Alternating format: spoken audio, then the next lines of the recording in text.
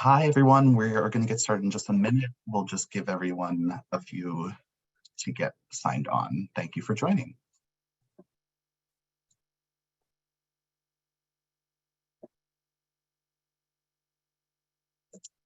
Hi, everyone. We'll get started in just a second.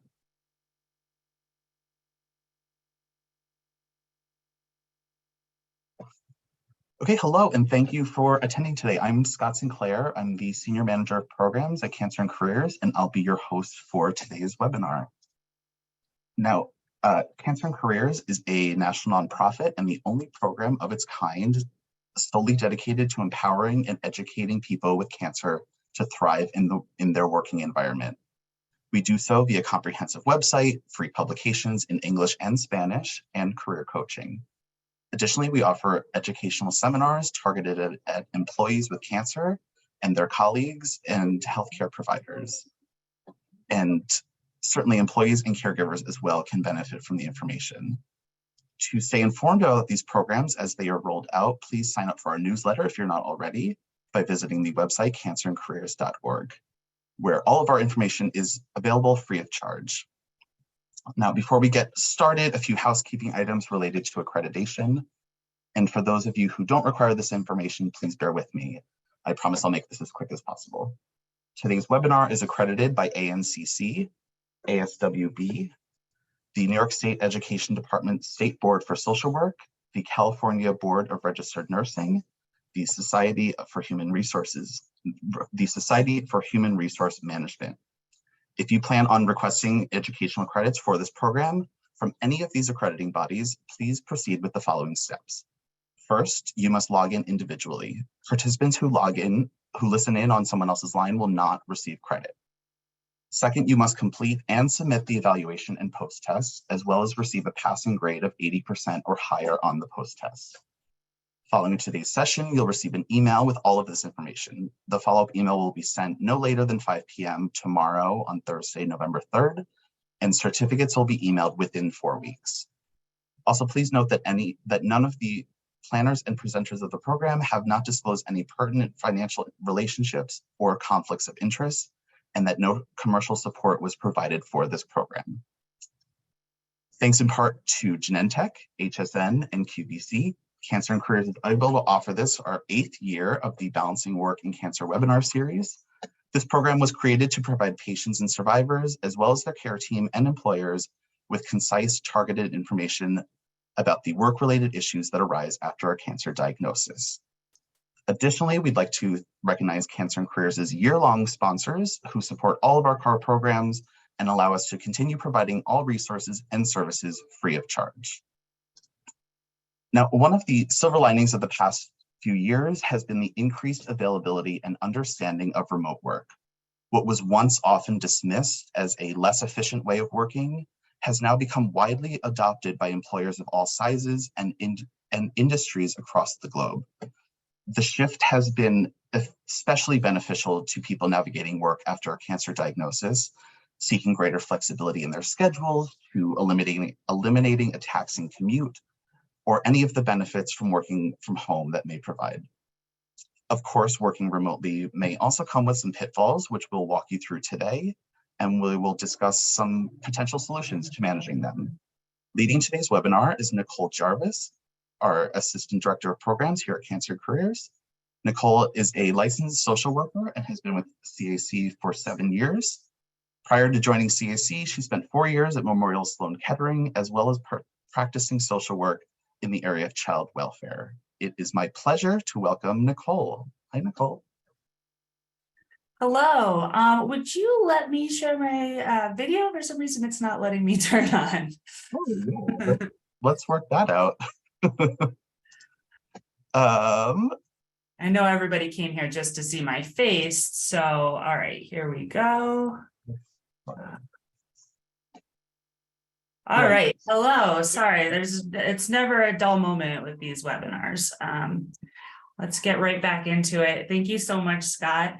And thank you guys all for joining us tonight. My name is Nicole Jarvis. I'm Assistant Director of Programs at Cancer and Careers. And I'm really looking forward to speaking with you all tonight. Now, here's just a little overview of what we'll be discussing tonight.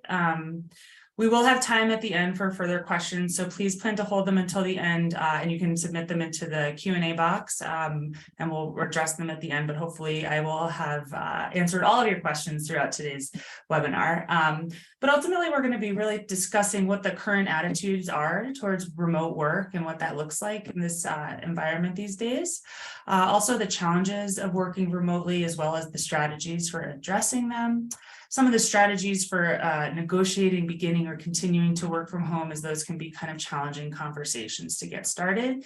And finally, we're going to be discussing a little bit about some tips that may be helpful when looking for a new remote position. So it makes sense to ask whether this new remote work setup will be considered the new normal, given how the last 3 years have played out. Even prior to the pandemic, remote work has become much more acceptable and commonplace over the last decade.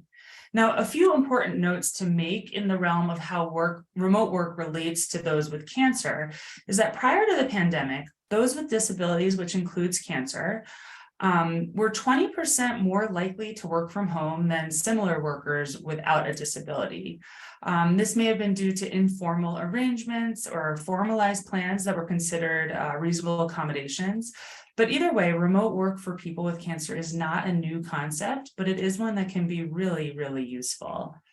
Now, McKinsey conducted a survey of workers after 2 years in the pandemic, and of those surveyed, nearly 60% reported they worked from home at least 1 day a week. And this would include those who work remotely full-time, as well as those who have a more hybrid schedule. Finally, there is an indication that flexible work, which includes remote work and hybrid schedules, has grown almost tenfold in the last 4 years. Now, that's really significant and certainly suggests to all of us that this is not some temporary phase that's necessarily going to go away as soon as this pandemic magically disappears. So it's important to really understand that this is something that's definitely here to stay. Now, I just want to do a quick temperature check of those on the call today, just to see how many of you are working remotely now. So I think we're going to put a poll up here, and I would just love to hear from you what your current situations are. And I'll just give you all a moment to answer.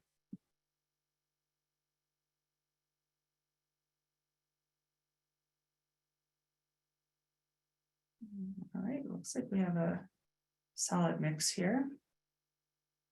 We'll share the results in just a moment.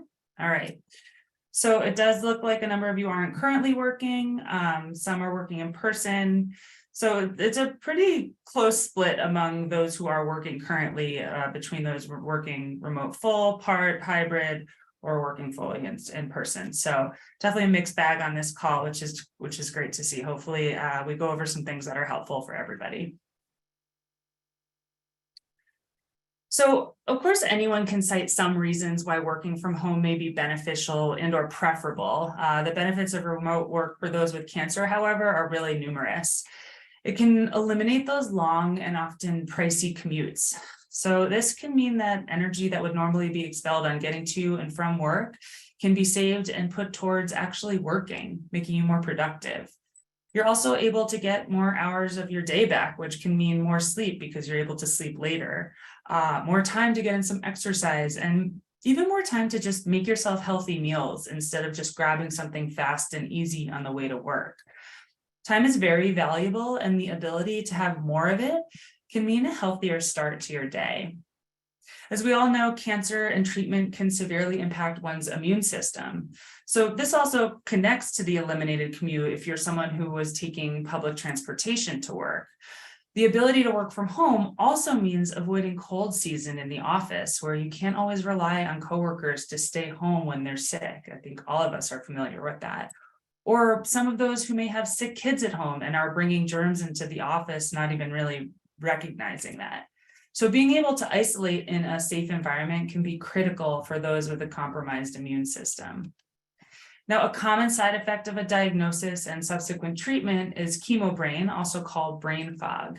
So having your own space without many coworkers around and not working in a shared open floor plan, which is common for many offices these days, can really mean a greater ability to focus and be productive, as well as a much greater control over interruptions and distractions throughout your workday. Finally, a remote work setup can also mean there's more flexibility in your schedule to attend doctor's appointments and treatments. Many appointments nowadays are able to be attended virtually, which is great. It saves time and energy. But this also means that if you're working from home, they can be done from the privacy of your home without concern of any coworkers or your employer hearing. If you need to attend treatment that's hours long, perhaps if you're getting chemo, if you feel up to it, you can bring your computer and work from the chemo chair if that's a possibility for you. This really means not needing to take time away from work and limited disruptions to your workday or work week. And this may not work for everyone, but it can sometimes relieve some pressure and stress if you're in active treatment and really need to complete a project or meet certain deadlines. And of course, some people are up for this and some aren't. So it really just depends on how you're feeling, but it can be a really great option for people. Now, of course, working from home may not be for everyone. Some people enjoy the social aspects of the office. Some people may focus better outside of their homes. But really, the data shows that the majority of employees would prefer the option to work remotely. And this statistic wasn't limited to specific demographics or occupations or geographies. So given what we saw during the pandemic, there were many jobs that had never been remote and turned out to function pretty well in a remote capacity. So this really opened the door for future positions being remote. So from that study that I cited earlier, as of spring 2022, 35% of job holders stated that they can work from home full-time, with 23% saying that they can work from home at least part-time. So advances in technology and software have enabled so many jobs to function remotely. And so if the option is there, people are pretty likely to take it. And it's no secret that the pandemic has influenced many attitudes around work and what job seekers value and are prioritizing. So for those who are actively job searching now, many have stated that the ability to decide where and when they work is a really major factor in the jobs that they're applying to and looking for. So this digital nomad lifestyle has become more popular because flexibilities and has become more popular with the flexibility in schedules to care for kids. Family members are being prioritized, and overall, a much greater control over one's time and energy is being recognized as a major factor when considering new jobs. It also comes into play with this new idea that employees have a little bit more of a say in their job options and what they choose to do. So this is a lot to do with the remote work lifestyle as well.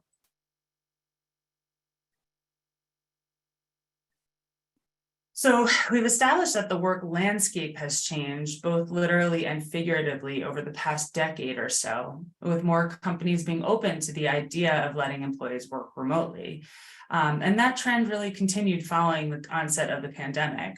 But still, not every industry or organization has been able to transition completely to full-time virtual jobs for its staff, nor do they plan to. As a result, many people who were asked to work from home for a period of time may eventually be asked to return to the office at least part-time. So unless your job has always been remote or you received approval to work from home at some point while managing your cancer, it's possible that at some point your supervisor will request that you resume your position in a group office environment. So if that is the case and you feel strongly that you want to continue to work remotely, discuss it with your boss. It's possible that they'll be willing to make an exception in your case or potentially offer a hybrid arrangement as a solution where you work from home part of the time. There's also another aspect that employees are grappling with right now, and it's the idea and this attitude that the pandemic is over. Of course, there have been safety improvements, there's higher rates of vaccination, but for those with compromised immune systems, it can feel like your needs and concerns are not necessarily being considered in some of these decisions influenced by this attitude. So with that said, if you are dealing with an employer who feels this way, it's important for you to consider what your safety needs are, what the recommendation of your healthcare providers are, and finally, what types of options or setups would then make you feel comfortable and properly protected in the workplace. So Now we've discussed the many benefits to remote work, but that's not to say it's not without its own challenges.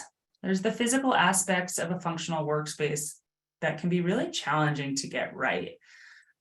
Also, many have reported feeling isolated and lonely working from home alone all day. And despite so many of us having social interactions online, it can still be really hard to get the communications right and be able to effectively express ourselves via emails and texts and even video calls. Not having that ability to read body language and facial cues can be really challenging for people. Boundaries are really important. So setting boundaries in life and work can be difficult in general, but ensuring a balance between your work and personal life can be challenging when working from home, and the lines begin to get just like a little bit blurrier.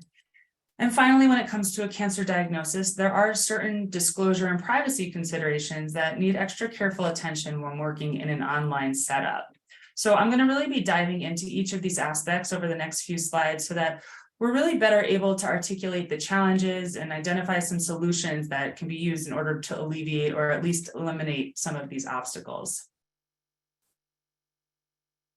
So as I mentioned, the actual workspace can pose, the physical workspace can pose a challenge when starting to work remotely. When choosing an apartment or home initially, having the space to work from it may not have been a major consideration. So space can be limited, privacy can be limited, and the option for an actual work desk can feel non-existent. So identifying a specific workspace, even if it's not an actual desk, can make all the difference in creating that balance between work and personal time. The balance is tricky, but having a physical separation can help communicate to your brain when it is and is not time to work. The way you set up your desk can also help you stay focused while you work, which can be particularly helpful for patients and survivors experiencing chemo brain and brain fog.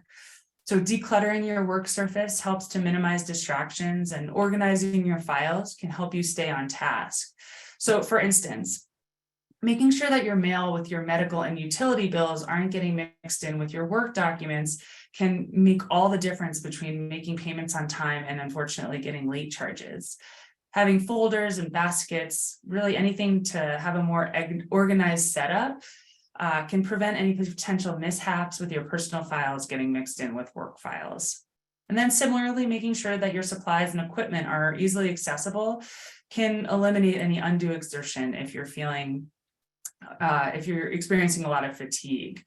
You also want to make sure that your setup isn't merely just comfortable in the moment, but also supports your physical health in the long run. And this can be especially important for those of you who don't have a desk and instead are sitting in bed or on the couch with your laptop. Just making sure that's really conducive to your physical health in the long run is important. Now, breaks are so important for focus, and it may seem counterintuitive that taking a break away from work will help with your flow and focus, but really everyone needs to give their brain a break from time to time. And nowhere is that more true than those who are balancing a cancer diagnosis with work. So getting up to stretch regularly, taking midday walks. So many of us working from home have pets, so using them as our reason to get fresh air can be really helpful. Even just getting up and looking out of the window for a minute or two to clear your mind can really help with focus and productivity. Now, as mentioned, not everyone is able to have a designated work-only space. So how can you figure out a way to make that physical separation if you work at the dining room table?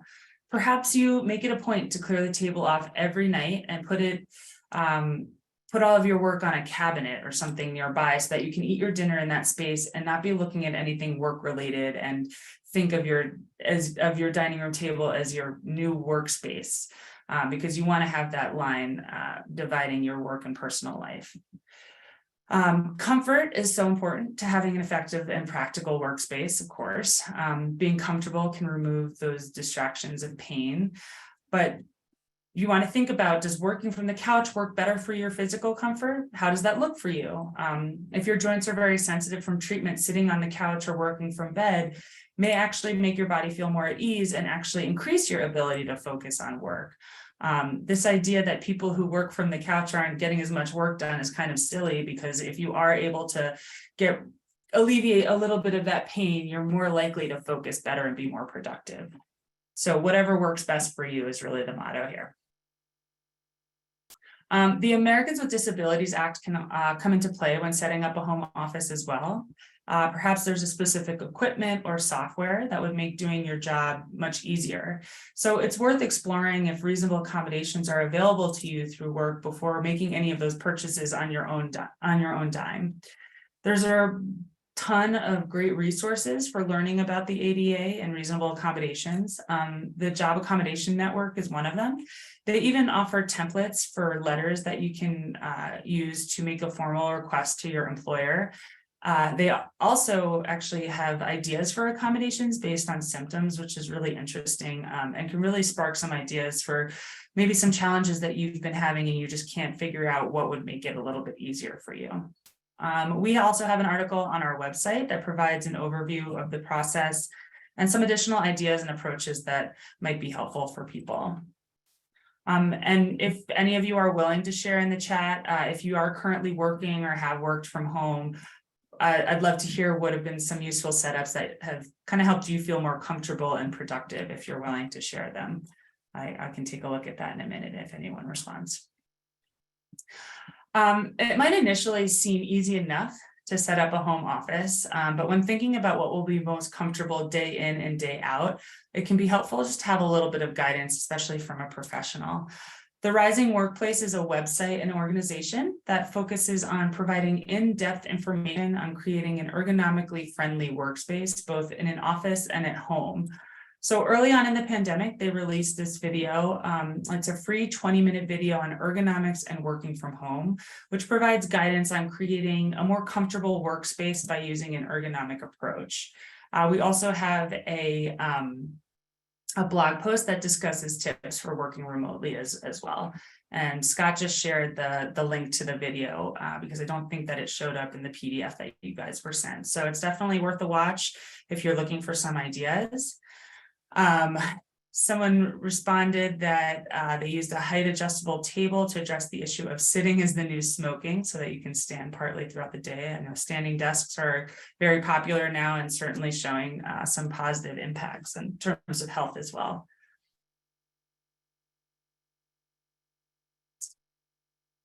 Someone else said they invested in an excellent chair, definitely worth the investment. I agree.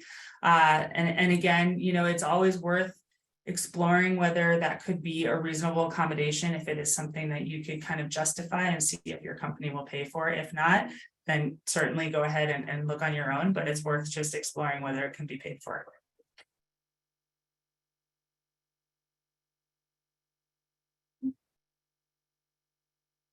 So moving on from the physical work space at home, for many, workplace interactions account for a majority of weekday socialization. Many people live alone or are older, maybe their kids have left the home. So not having the friendly small talk or conversations in the break room can mean a lot less socializing throughout the days, which can lead to feelings of loneliness and isolation. Luckily, there are some ways to combat these feelings. Some ideas include having regular check-ins with coworkers, as this is a really great way just to stay on top of workload and responsibilities, but it also serves as a way to sustain friendly relationships with coworkers as well. Of course, it depends on your workplace culture and relationships, but if it's appropriate, scheduling in 5 to 10 minutes at the beginning of meetings for people to socialize and catch up on can make people feel just a little bit more connected and add a little bit more of a casual feel to interactions with your coworkers, which can also ultimately mean more meaningful connections on a daily basis. I know at Cancer and Careers, when we have meetings with agendas, there's typically 5 to 10 minutes that is built in on the agenda that says just team catch up. And I think that that's really helpful for everyone to continue staying connected. Virtual events are great team building opportunities. These may look and feel a little different from in-person events, but they are just as important. From virtual pizza parties or coffees to online group games, the possibilities are endless. It's just like the check-ins. A virtual team building activity can really help bring coworkers together and remind one another that they're part of a larger team and each of them play a part. Of course, a lot of people these days are zoomed out from all of their social activities going virtual during the pandemic. So it's important to be mindful of what people want to do and making things optional when possible. So taking polls and surveys of what people might be more interested in can also mean more successful, enjoyable, and most importantly, highly attended events. We at Cancer and Careers just had a virtual, or I guess a hybrid bridal shower recently, and that was really nice for everybody to kind of catch up and hear about plans and things like that.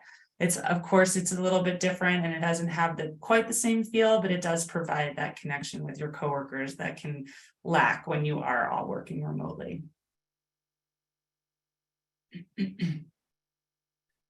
So as mentioned earlier, working from home can also make it difficult to separate work and personal life. So really making sure life exists outside of work is important. Engaging in activities outside of work can help add in a little bit more of that human interaction that we've talked about working remotely can lack.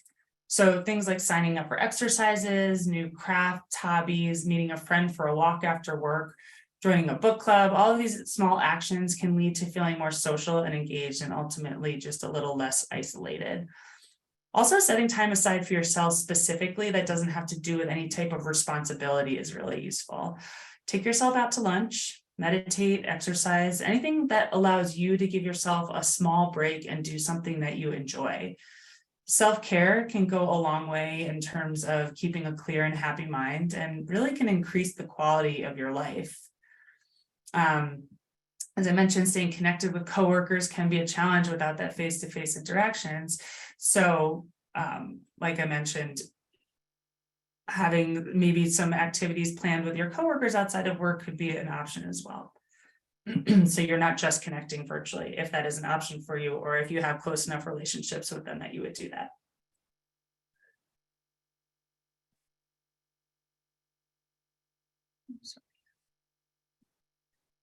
So as I mentioned, some aspects of communication when working remotely can be more challenging. There's awkward silences, especially on some of the video off calls on Zoom or on huddles or Team, whatever your company uses. There's unsteady Wi-Fi connections, which means lags in conversations. And of course, as I mentioned, the lack of social cues that occur naturally in person. They all can really lead to misunderstandings, talking over one another, and really overall ineffective communication. Without the ability to have natural interactions with your employer in an office setting, communications really need to be more intentional when working remotely. So as mentioned before, in terms of the benefits of socialization and staying connected on a personal level, those regularly scheduled check-ins are very important for staying on task and ensuring that everyone's expectations are being met and that there's really no gaps in understanding of how things are going.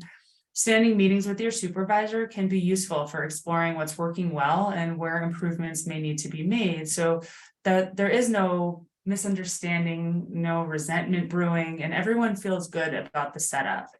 I myself had gone remote years ago in a position that wasn't originally intended to be remote, and ultimately we decided that we would do 3-month check-ins to make sure that everyone felt good about how things were going and whether any changes needed to be made, and those were really helpful for everyone involved. There can also be different standards of communication between an in-person workplace and an all virtual workplace that might require a little extra effort, some new skills, and some getting used to. There can be a learning curve when jobs that were originally in person shift to a virtual space. So allowing a bit of room and time to get that right can be a good idea and give yourself a little bit of grace there. Having open and honest communications can also mean that there's no misunderstanding of what the expectations of you are. So this can mean a more formalized plan for setting hours and schedules, making sure that everyone is on the same page in terms of when it's necessary to turn your camera on and when it's optional. And of course, having a copy of the handbook, if there is a formal policy around remote work that exists, can be helpful just to make sure that you're understanding what's expected of you as a remote worker. Of course, there might not be a handbook or there might not be a set policy. So having the conversation with your employer just to make sure that there's a mutual understanding of what should and should not be done can be, the make or break for success here. If working remotely is a reasonable accommodation for you, and so your coworkers are in the office, make sure you figure out what's the best way for you to stay in the loop, since you may not be part of certain conversations that happen organically when certain people are in a shared office. Perhaps running into each other in the hall or popping into a conference room for a quick unscheduled discussion. It can be easy to feel left out or to feel like you don't know what's going on because you aren't a part of those organic conversations. So just really thinking about, how you'll handle that feeling and how you might address those things without it becoming a problem for anybody involved.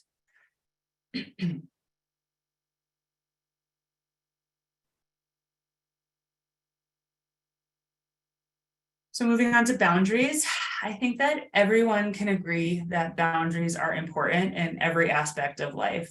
Work is certainly no different. Setting boundaries at work can not only help you to become more productive and in control, but it can empower you and make you feel more confident personally and as a professional. Excuse me. So this visual here displays the cycle that a lot of people tend to get stuck in if they don't set and stick with boundaries. So people infringe on you, you feel guilty, so you sacrifice what your needs are, and then the expectations of you inevitably increase, and then so on, and the cycle continues. So by setting reasonable boundaries, you can avoid those unrealistic expectations and avoid letting people take advantage of you while you're making sure that you're prioritizing yourself and your health. Setting boundaries can feel really uncomfortable, especially if you identify as someone who's a people pleaser and have trouble saying no to requests, even if you don't want to do them. So recognizing areas where you need to set certain boundaries is really important. So whether they're time boundaries, such as sticking to your set schedule or saying no to a project that you just know you don't have the bandwidth or energy for, or even just setting aside time for your own rest and mental health, are all extremely important for maintaining control over your work-life balance. The specific challenges can vary for those working from home. For some people, one of the challenges of working remotely is that they end up putting in more hours than when they're on site or at the office. Not having a commute means that some people sit down at their desks earlier and may work later than they would if they had to leave the office to catch a train home, for example, or to beat rush hour. Also, because there's often no real physical separation between home and work, the official end of the workday becomes a bit fuzzy. So learning to set those boundaries on the job might enable you to decline certain types of requests, such as staying late for non-essential tasks or being given new projects to complete. It can be really difficult to say no. I totally understand that. So figuring out how you can say no, however, can help you become a much better employee. You won't be overburdened with extra work and you won't feel trapped by every ask you receive. And you'll just feel more confident and more in control over what your job and your responsibilities are. Now, the key to setting effective boundaries in the workplace is crafting language that feels natural and communicates the no message in a way that is still professional and team-oriented. So we provided here a few examples that we call the professional no's that can be really useful. Certainly the same language can be used exactly as is if it works for your circumstance, or it can be adapted to sound more like you or your specific situation. So let's say your boss approaches you and asks you if you'd like to take on this new project they had in mind. And you just know that you don't have the time or the energy, or you fill in the blank for whatever this project is. You can feel confident in saying, I appreciate that you thought of me for this project, but I'm a bit swamped this week and I'm concerned about my ability to get this back to you in a timely manner. You've recognized their request, given them a reason why it's not going to work for you, and you set that firm boundary that lets them know where you stand. Also, if you're working from home, try to establish clear boundaries with others. If you find that there are too many audio or visual distractions, you might want to consider using noise canceling headphones or a room divider. Even if you are able to create a work area that suits your needs perfectly, it's still important to leave it once in a while. So physically removing yourself from the space in which you work, both during and at the end of your workday, is critical. If you're able to take a break, whether that means meditating, stretching, flipping through a magazine, or taking a brief walk, just be sure to do it somewhere else, even if it's just across the room that you're working in. Immersing yourself in a different physical location is as important as giving your brain that rest that we talked about. They're critical to maintaining psychological well-being on the job and in life. And as I mentioned, if you are living with other people who maybe they're working from home as well, maybe they were the type of people that would pop over to other people's desks when they were working in the office, figuring out how to let them know that that's not going to work for you and that doesn't work for your concentration is really important, whether that's a roommate, a spouse, to the best of your ability, a child. But those things can be really, really detrimental to your focus and ability to be productive at home if you feel like you're still getting interrupted. You might be able to do it in a less professional way than we've put on this screen, but hopefully you can do it in a nice way where they still want to be around you when you do take off your work hat.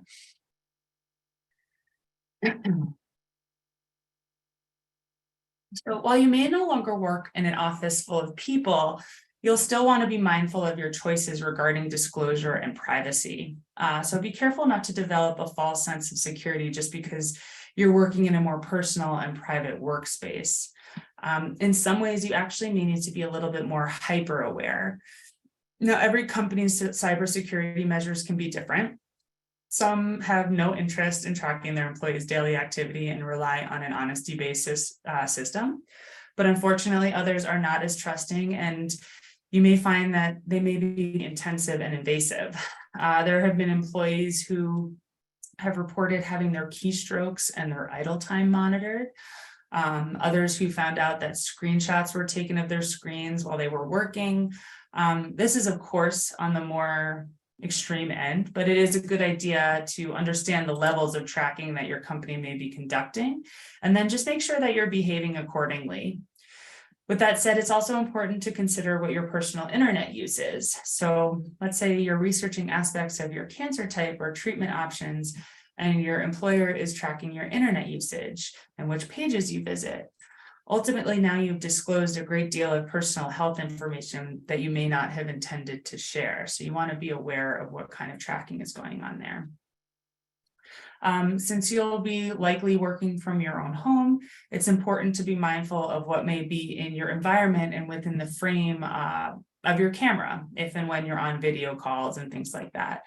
Are there certain medication, pill bottles, medical equipment, et cetera, laying around that could potentially disclose more information than you'd prefer them to know about you? Before joining a meeting, just make sure to take a look around and remove anything that you wouldn't want anyone seeing. Test out your camera before joining meetings so that you can see what is and isn't in the frame.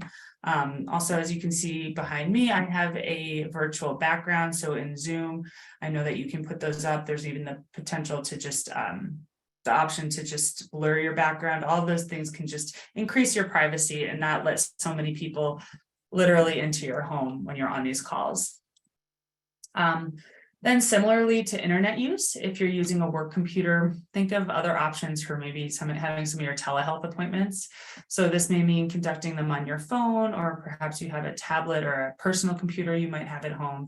Just another safety measure that you can take. And then finally, with so many meetings on Zoom, it's getting more common for us to share our screens so that our colleagues can see files and presentations. If you do decide to share your screen, make sure that you're aware of what else might be seen by your colleagues. Internet tabs that may be open from when you were looking up personal information regarding your cancer diagnosis, or if perhaps you were reading an email from your doctor's office. All of these things can just lead to accidental disclosure that most people would rather not have happen. Really, the overarching theme here is just to be mindful of how easy it is to accidentally disclose information to colleagues and employers. So just being mindful of all of your activity and your behavior when you're using a work computer and during work hours is really helpful, even though you might have the false sense of security since you are in your home environment. So it's possible that some of you may have been working remotely and want to continue doing so. So the question becomes, how do you approach this conversation with your employer? Now, the early days of the pandemic, traditionally in-person roles were switched to remote, and many found that this was a really positive change for them. But it's still important to understand that just because there were benefits to working remotely for both employer and employee, continuing to work from home is not necessarily a given, which I think a lot of people unfortunately started to learn the hard way as some restrictions were lifted. So with all these employers starting to communicate a desire to get back to the office, being aware of existing policies at work can be helpful in your argument. So if a remote work policy has a place in your handbook, understand the parameters of that policy and how they can be applied specifically to your circumstance. If remote work was always viewed in a negative light, perhaps coming to a compromise on maybe a hybrid schedule would be a little bit more realistic than a full-time remote position. Overall, you want to present a proposal that considers the needs of all that are involved. Think through how you would ensure that the needs of the company are continuing to be met. This may mean being on a call at different hours than normal to meet the needs and responsibilities of the role. Also consider if and how your remote role may affect your coworkers that may still be in the office. Since you are making a formal request, you want to approach it in a professional way. So this means bringing a realistic plan to the table that can address proactively any concerns that your employer may have about you working remotely. So some of these concerns may include, how can you be contacted? How will you continue supervising anyone who reports to you if you do have direct reports? How will you participate in team meetings and projects and stay involved? What are your working hours going to be? And what, if any, days and times you will be on site, or what is your willingness to be on site? As we discussed earlier, open communication is important. So noting your intention of regular check-ins with your supervisor can serve as a really effective way to stay accountable and make sure that your employer becomes more comfortable with this idea. You want to also be organized around your ask. Create a plan that's conducive with your employer's needs and recognize any challenges that may exist while proactively suggesting the solutions. Now, some employers may not view remote work as ideal, but it doesn't mean that their minds can't be changed when they're presented with a solid and practical proposal, especially if you know your supervisor pretty well and know what their biggest pet peeves are and things like that. You can think creatively around some solutions that could address any concerns that they might have that, you know, their needs aren't going to be met by this plan. And finally, it can be worth looking into whether the ADA or a state or local fair employment law may provide assistance and potential for working remotely. Citing these can also be really helpful in your argument. It helps you sound informed of what your rights are, and also can put a little bit of a fire under your employer to be maybe a little bit more accommodating.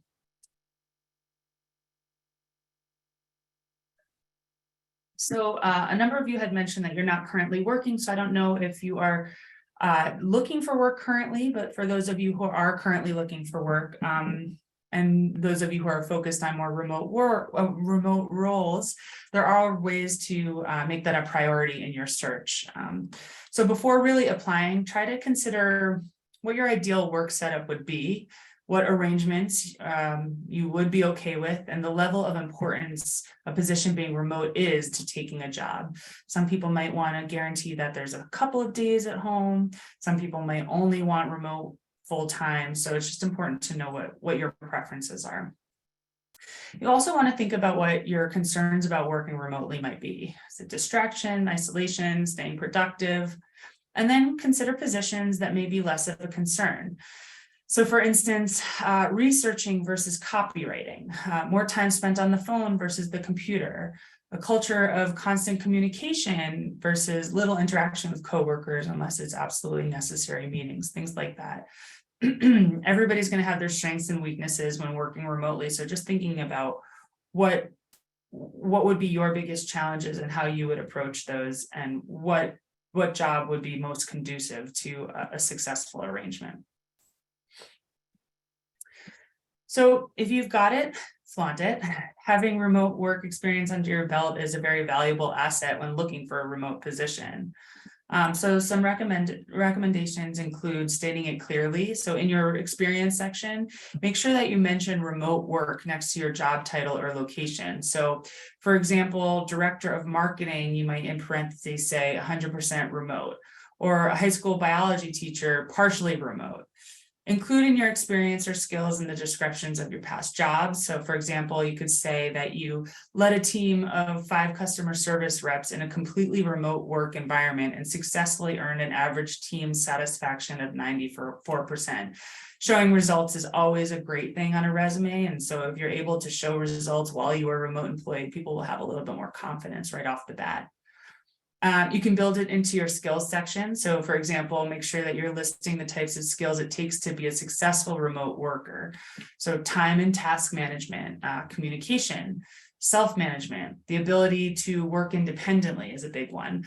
Comfort with technology. These are all some of the top skills that employers like to see when hiring for remote jobs, because there are always going to be some concerns about hiring someone they have no idea about. So knowing that this person is a good communicator, knowing that they're very comfortable with technology can mean that there's less concerns in those areas. You also want to make sure that you stay safe and avoid any work from home scams, of which unfortunately there are many. You can do this by looking for work on trusted job boards and specialized remote work sites. I listed a few here. Flex Jobs is one that we have a partnership with as well. They vet all of the listings on their job site, so you know that they are all legitimate. The same with Remote OK, they have all been vetted by their employees. More and more companies are using or considering hybrid work from home models. So if your employer decides that it is time to return to the office, consider just discussing your options. Remote work, full-time or part-time may be something they would be open to, or that again could be seen as a reasonable accommodation. Make sure that your search settings are set to remote work. This can really help to highlight companies that have a heavy work from home staff. And this can also often mean that they're a little bit more structured and set up to have this, maybe more defined expectations, more organization, and less guesswork involved. There's not as much figuring out what's going to work because they already kind of have a system down that's been working for them. Many jobs are being promoted and advertised as remote. However, it's still possible to request a work from home setup, even if the position isn't originally designed that way. So if you are exploring a position that is not necessarily remote, make sure not to dive right into that as a question, but rather give the interviewer a chance to get to know you and why you'd excel in that role. And then maybe broach the topic of remote work to gauge the possibility. Also, if you have had a decent amount of remote work under your belt and you can show results for it, that can strengthen your argument to say why you would still be able to do the work remotely, even if it's not necessarily a remote position. As we've discussed throughout, there are certainly some nuances to communicating virtually compared to what we need to be mindful of in person. So while similar rules apply when interviewing virtually versus in person, there are some additional considerations that you want to have. So while similar rules to apply, typically part of an interview preparation will include timing your travel time to your interview. And this is to make sure, obviously, that you're there on time, hopefully a little bit early. But in this instance, you want to make sure that you're completely ready with your technology so there are no issues with starting on time and connecting successfully. So as you saw today when I got on, I did not have my camera working. That is not what you want to happen. You want to make sure that everything is fully prepared for when you are getting ready to sign on and showing your best, putting your best foot forward ultimately. And in that same vein, dressing appropriately continues to be an expectation. So despite the fact that typically only your upper body will be on camera, it is a good idea to be fully dressed in the event that you need to stand up during the call unexpectedly. Because of course you don't want someone to see that you're wearing a blazer and a blouse, but you're wearing gym shorts. That would be embarrassing and also just not a very professional look. And also just dressing for the part can put you in the right mindset and put you in that confident spot that you need to when you are interviewing and showing your best face. And finally, remembering that this is about presenting a fully professional picture. So it can be a good idea to use what we mentioned as a virtual background or posing in front of a blank wall so that the interview is fully focused on you, the candidate, as opposed to potentially inferring or assuming things from you about you from your home decor. Maybe you are a Patriots fan and your interviewer is a Giants fan, and I don't know sports that well, but I would imagine that would be an issue.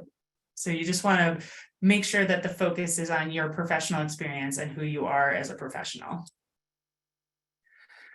So that's really it in terms of talking about remote work and balancing that with a cancer diagnosis. But really understanding that with remote work being more widely accepted and more commonplace these days, it's important to really have this full picture of both the benefits and challenges and what strategies there are in order to address some of those. So staying organized, communicating, setting those boundaries can make all the difference in having a successful work from home setup. And then creating a plan for working remotely can include accountability, communication, and understanding expectations. The more prepared you are to enter into this kind of arrangement, the more successful and productive you'll be, and the ability to communicate your needs and communicate with your employers and coworkers is a really big benefit to that as well. So I am going to hand it back to Scott as he walks us through a little bit more about what we have going on and some additional resources.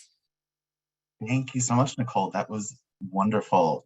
We'll get to Q&A in a second, but just before we do, these are some additional resources. Everybody should have received this deck in their email. If you didn't receive it, please shoot us an email, cancerandcareers@cew.org, and we'd be happy to send you a copy so you can click on all these links yourself. Nicole, I'm just gonna press control back here. Oh, yeah, sorry. Okay, great. And then we have a few upcoming events we want to make you aware of. We have one final webinar for 2022, which is going to be balancing work and caregivers on Wednesday, December 7th at 6 p.m. Eastern, 3 p.m. Pacific. We hope you can help spread the word to any caretakers that you know in your life. We're also finalizing our slate of 2023 webinars, and so keep your eyes peeled on your email. We'll be announcing that shortly. And lastly, we just announced our 2023 Midwest Conference, which feels like it is years away, but it's 2 months away. 2023, the conference is going to be on Friday, March 24th. We're holding it again virtually on Zoom, and all are welcome to attend regardless of your geographic location. You can find more information about all of our upcoming events on our website, where you can also register for everything for free. And if we don't get to your question today, please feel free to email cancerandcareers@cew.org, or you can email Nicole directly. Her email's on this screen right now, and please follow us on all of our social media to stay up to date on everything going on at Cancer and Careers. Now, I'm going to leave this screen up while we go through some questions. These are the requirements for CEs. You'll receive an email tomorrow with the links for the evaluation and post-test. Any questions, feel free to shoot us an email. Now, Nicole, we have a few questions to go through. The first one is, I am no evidence of disease, but still want to work from home. Employers think that because I'm quote unquote cured, I'm 100% healthy, but all know that that's not true. Treatment took its toll: neuropathy, cold sensitivity, fatigue, bathroom issues. I want to continue working from home. It just works for me. Can I get medical clearance for that? I mean, that's certainly something that you can speak with your healthcare provider about. It certainly sounds like there are a number of lingering side effects and symptoms that you're experiencing that could qualify you for them. It's not always necessary to have a medical note, but if you are experiencing some challenges from your employers, then it's worth speaking with your healthcare provider and seeing which side effects they would like to speak to in terms of requesting an accommodation for you. You don't have to list them all out. And also, like I said, if you were to go onto the Job Accommodation Network, they do have a number of suggestions in terms of different accommodations that can be helpful for different symptoms. So you might be able to also cite that as a resource as well. Yeah, I'll second that. Their website is truly spectacular in the depth and detail that they go into for so many different cases. The next question we have here, I have business travel as part of my job and have now, for my employees, okay to hold off on travel for now. However, come 2023, when I finish 18 months of treatment, I'll be expected to travel at least every month all over the US. What do you recommend in this case? This is another scenario where it might be worth exploring whether a reasonable accommodation might be not traveling for a certain period of time. I think looking into what the current state of affairs is in general is a good idea. You know, as much as I mentioned, a lot of employers like to behave as if the pandemic is completely over. Those who are immunocompromised understand that it is not. So I think having frank conversations about ways around that business travel. I don't know exactly what you're traveling for. If there maybe meetings that could be held virtually or virtual events that could be participated in instead of having going to face. I know a lot of people, even if they're not immunocompromised, are not interested in going to in-person events right now. So it's just something to explore what alternatives there might be. If that is still receiving pushback, then it might be worth exploring an accommodation formally. Or is there someone else that you work with who could do the travel in your place? Or, you know, there's a lot of things I think you could have a conversation with about. The next question I have, my company adopted a flexible work policy. Some people are back in the office, but I have stayed full-time remote. During calls, I feel like I'm missing out on some of their jokes or relationships. Is there anything I can do to be more connected without risking my immunocompromised health in the office? Yeah, I mean, I think we talked a little bit about that in terms of the ways to stay connected.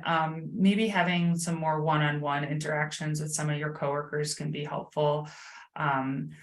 If you feel comfortable enough with any of them, maybe asking them to include you in a little bit more of the conversations or email back and forth, just so that you feel a little bit more in the loop.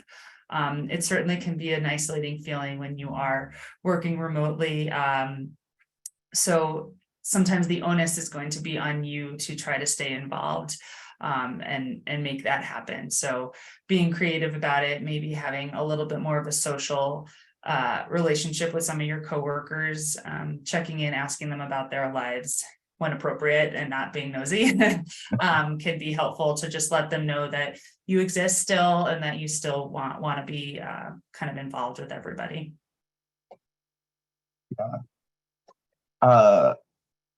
We have another here. I've asked for a reasonable accommodation to work remote while I'm in treatment, but it was denied. Is there a way to appeal this decision without feeling like I'm threatening legal action?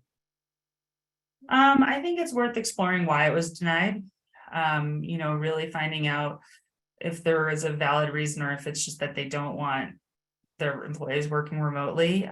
You know, if it's always a good idea to come to the table with results, right? So if you were working remotely and you had a lot of achievements or you accomplished a lot of, you know, employer goals, then it's worth highlighting that and showing that, you know, you are productive and doing really well at home.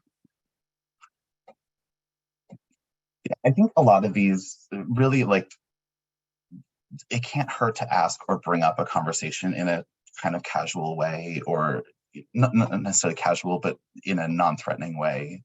And you never know what the answer is going to be, because it could be not your manager's decision. It could be some higher up that isn't even thinking about you as a person as much as someone you directly work with, and maybe they can talk to them, you know, work up the chain of command to get things approved, or, you know, that open conversation really is so beneficial if you can manage it.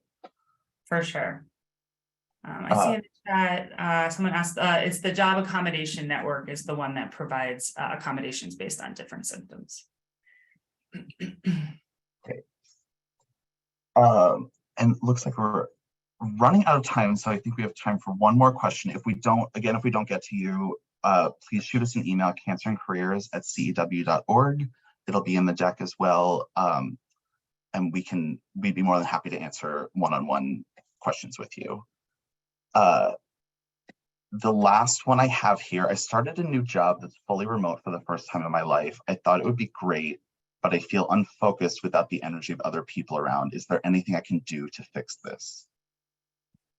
You could try to switch it up, maybe a couple times a week, going to a coffee shop or maybe a co-working space, just so that you're around people and feeling, and I know that some people having noise and movement around them helps them focus more. So, you know, being able to really just surround yourself with a little bit of movement.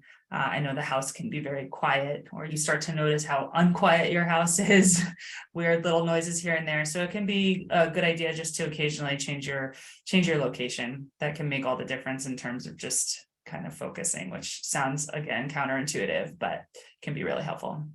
Yeah, or what if you have a friend who lives nearby who's also working remote? Can you go to each other's house one day Absolutely. and have a little party? I know I've done that. We're a fully remote organization now, and I've gone to coworkers' apartments for the day, and it's been a lot of fun.